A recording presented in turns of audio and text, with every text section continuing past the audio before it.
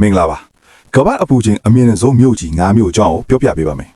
နံပါတ်5ကတော့အီရန်နိုင်ငံတောင်ပိုင်းကအာဗက်စ်မြို့ပါဒီမြို့ဟာစက်မှုစုံမြို့ဖြစ်သလိုကန်ဒါရာနဲ့လည်းနီးတဲ့အတွက်အပူချိန်ကအရန်ပြင်းပါတယ်စံချိန်တဲ့အပူချိန်အနေနဲ့54ဒီဂရီဆဲလ်စီယပ်အထိတိုင်းတာရရှိခဲ့ပူပြီးဒါဟာကမ္ဘာမြို့ကြီးတွေထဲမှာအမြင့်ဆုံးစံချိန်တဲ့အပူချိန်တွေကတစ်ခုပါပဲဗျာနံပါတ်4ကတော့ကူဝိတ်စီတီကူဝိတ်ပါ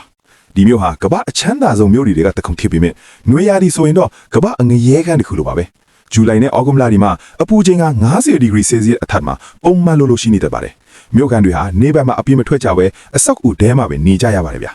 နံပါတ်3ကတော့ကာတာနိုင်ငံကဒေါ်ဟာမြို့ပါသူ့ရဲ့အားသားချက်ကတော့ခင်မီလွန်နဲ့လေအေးပေးဆက်စနစ်တွေပေါ့ဒါပေမဲ့အပြင်မှာတော့နွေရာသီမှာအပူချိန်ဟာ45ဒီဂရီဆဲလ်စီယပ်ဝန်းကျင်ရှိတဲ့အပြင်ပင်လယ်နဲ့နီလို့စိုးထိုင်းစားပါမြင့်တဲ့အတွက်ကြောင့်တကယ့်ကိုအသက်ရှူရခက်လောက်အောင်အပူချိန်ပြင်းတဲ့မြို့ထဲပါတယ်နံပါတ်2ကတော့ဆော်ဒီအာရေဗျနိုင်ငံကဂျာဇန်မြို့ပါဒီမြို့ကတော့နွေရာသီတင်ပူတာမဟုတ်ဘူးတနစ်ပတ်လုံးနီးပါးကိုပူနေတာပါနွေရာသီမှာ40ဒီဂရီဆဲလ်စီယပ်ဝန်းကျင်ရှိပြီးဆောင်းရာသီမှာတော့30ဒီဂရီဆဲလ်စီယပ်နားမှာရှိနေတဲ့အတွက်ကမ္ဘာအပူဆုံးမြို့တွေကတစ်ခုအဖြစ်အမြဲတမ်းပါဝင်နေပါတယ်နံပါတ်1ကတော့မြောက်အမေရိကတိုက်က American နိုင်ငံဖီနစ်မြို့ပါ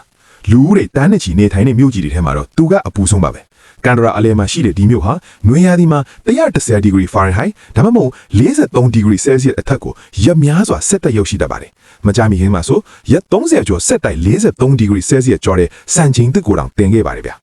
ကဲအခုဆိုရင်မြန်မာနိုင်ငံကမြို့တွေပါသလားဆိုရင်စံချိန်တဲ့အပူချိန်အပိုင်းမှာဆိုရင်ပါပါတယ်ဗျာပြီးခဲ့တဲ့ရာသီဥတု2024ခုနှစ်ဧပြီလတုန်းကမကွေးတိုင်း6မြို့ဟာ49.8ဒီဂရီဆဲလ်စီယပ်အထိရောက်ရှိခဲ့ပြီးအဲ့ဒီနေ့ကကမ္ဘာအပူဆုံးမြို့ကြီး15မြို့စင်းမှာဒုတိယဆင့်အထိရောက်ခဲ့ပူပါတယ်ဒါပေမဲ့ခုနပြောပြခဲ့တဲ့တနစ်ပတ်လုံးအမြဲတမ်းပူနေတဲ့မြို့ကြီး9မြို့ထဲမှာတော့မြန်မာနိုင်ငံကမြို့တွေမပါဝင်ပါဘူး